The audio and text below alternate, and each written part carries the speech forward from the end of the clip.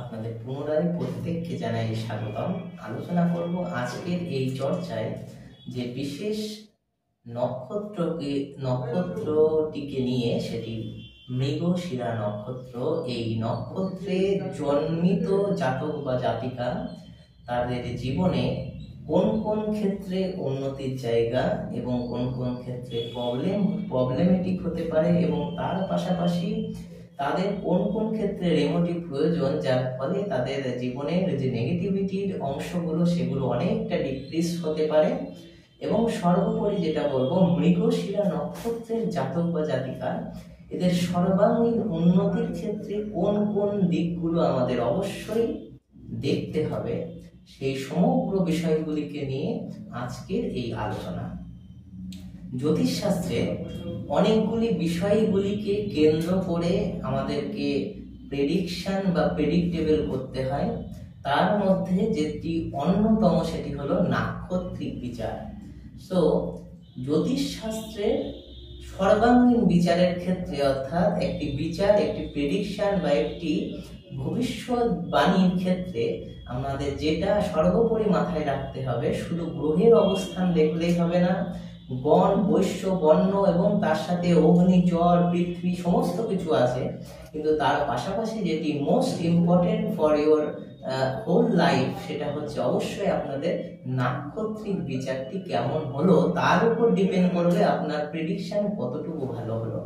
তাই জ্যোতিষশাস্ত্রের যে প্রেডিকশন সেটা যদি সুন্দর করতে চান, সেই প্রেডিকশন যদি অর্থবহ করতে চান এবং সেই প্রেডিকশনকে যদি সুনিপুণভাবে আপনার জন্ম কুণ্ডলিতে অ্যাপ্লাই করতে চান, যার প্রভাবে আপনার জন্মছকের বেশ কিছু জায়গা যেগুলো অনেকটা ডিক্রিজ অবস্থায় ছিল সেটা ইনক্রিজ হবে, তো সেক্ষেত্রে আমাদের নাক্ষত্রিক বিচার করার যে প্রয়োজন সেটা কিন্তু অবশ্যম্ভাবী।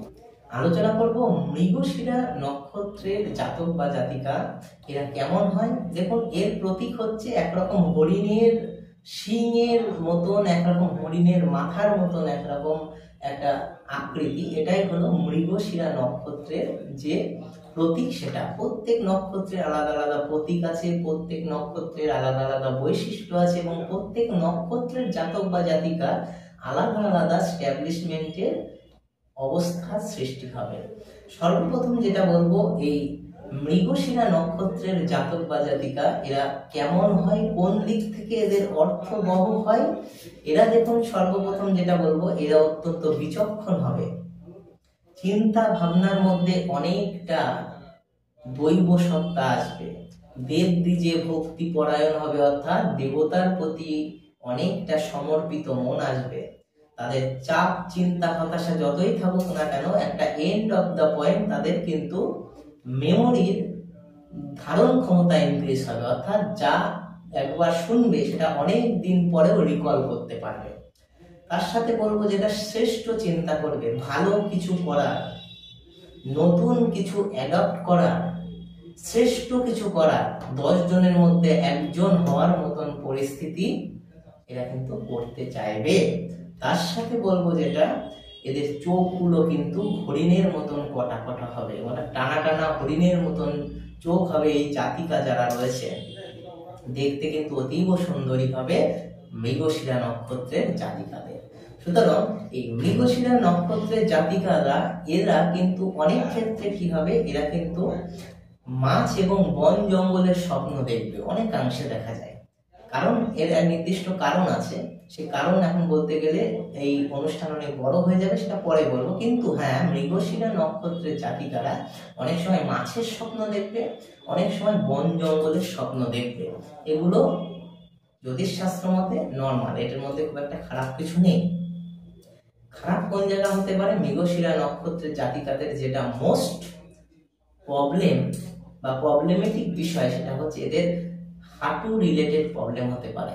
আফটার 30 ইয়ার্স আমরা অনেকেই জানি যে ফিমেলদের একটু অস্থি রিলেটেড বা হার্ট রিলেটেড প্রবলেম আসতে পারে।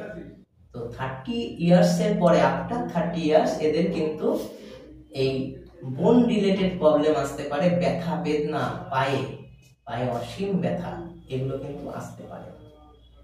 3 বছর বয়স। এবার আমি পরপর সিরিজ ধরে বলে যাব মৃগশিরা নক্ষত্রের জাতক বা জাতিকা এদের কোন বয়সে কোন কোন জিনিসগুলো প্রবলেমদায়ক বা কোন কোন জিনিসগুলো ভালো হতে পারে। দেখুন, জন্ম থেকে 3 বছর বয়স আপনারা মিলিয়ে নেবেন, মোটামুটি ধরুন যাদের 3 বছর বয়স মৃগশিরা নক্ষত্রের জাতক বা জাতিকা এদের কিন্তু শিশু রিলেটেড বা বর্ন চাইল্ড রিলেটেড নানা রকম প্রবলেম আসতে পারে। কেমন প্রবলেম আসতে পারে? এরা শুয়ে আছে, হট করে চমকে উঠবে, শুয়ে আছে, হট করে আকস্মিক কোনো আওয়াজ পাচ্ছে, অনেক রকম আওয়াজে চমকে চমকে উঠছে, তখন লাল হয়ে যাচ্ছে। 3 বছর বাচ্চাদের, শিশুদের বা তার নিচের বয়সের যে শিশু এদের কিন্তু এই প্রবলেমগুলো আসতে পারে। প্রতিকারে আমি বলবো রেমেডি স্বরূপ একটি লৌহ উপকরণ, একটা লোহার দ্রব্য তার বিছানার নিচে আপনি রেখে দিন। 7 বছর বয়স যখন হবে তখন কোন জায়গা প্রবলেম হতে পারে? অ্যাবডোমেন রিলেটেড, অর্থাৎ পেট জনিত সমস্যা। অনেক সময় দেখবেন খেতে চাইবে না এই জাতক বা জাতিকা, 7 বছর বা তার আশেপাশে এরা খেতে চাইবে না, পেটে অসম্ভব ব্যথা হবে, মাঝে মাঝে পেট কুমড়ে উঠবে, অত্যন্ত দুমড়ে উঠবে, খুব কষ্ট পাবে, পেট রিলেটেড। 17 বছর বয়স যখন রাহুর অষ্টক একটা প্রবাহ হবে, এই প্রবাহের প্রভাবে এই জাতক বা জাতিকার কি হতে পারে? একটা ফাড়া রিলেটেড জায়গা আসতে পারে, হাড় ভেঙে যেতে পারে, রক্তপাত হতে পারে, চোট হতে পারে, আঘাত পেতে পারে। 25 বছর বয়স এই জাতক বা জাতিকাদের কি হতে পারে? কোন প্রবলেম হতে পারে? গুটি বসন্ত, স্মল পক্স এবং চর্মজনিত প্রবলেম আসতে পারে। 30 বছর বয়সে অগ্নিভয় আসতে পারে। মৃগশিরা নক্ষত্রের জাতক বা জাতিকা তাদের যখন 30 বছর বয়স, তাদের কিন্তু নিঃসন্দেহে অগ্নি থেকে ভয় পাওয়া বা অগ্নি থেকে দূরে থাকার প্রয়োজন। কারণ এই সময় তাদের হাতে কিন্তু আগুনের সাথে একটা মেলবন্ধন হওয়ার একটা পরিস্থিতির সৃষ্টি হবে, অর্থাৎ তার হাত ধরেই কিন্তু আগুন লেগে যেতে পারে বাড়িতে। খুব সাবধান।